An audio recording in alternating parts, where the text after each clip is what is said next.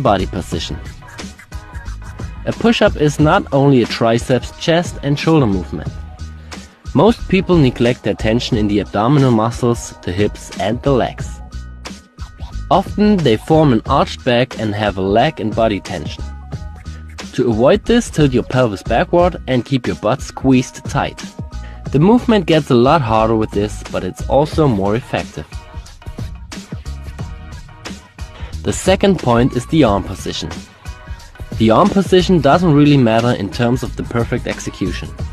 A perfect push-up can be done with a wide or a narrow grip, but it's important to place your wrists in a nearly vertical line under your shoulder when you do the standard push-up.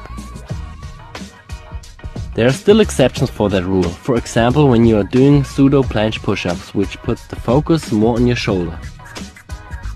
Or when you're doing Sphinx push-ups, which are a triceps dominant movement. If you are working with standard push-ups and choose a wider grip, it involves the chest more than a close grip, and a close grip sets the focus more on your triceps. The only thing you should avoid completely are out-flared elbows, because this puts a lot of stress on your shoulder, which can lead to injuries. The closer you place your arms to the body, the more your elbows point backwards.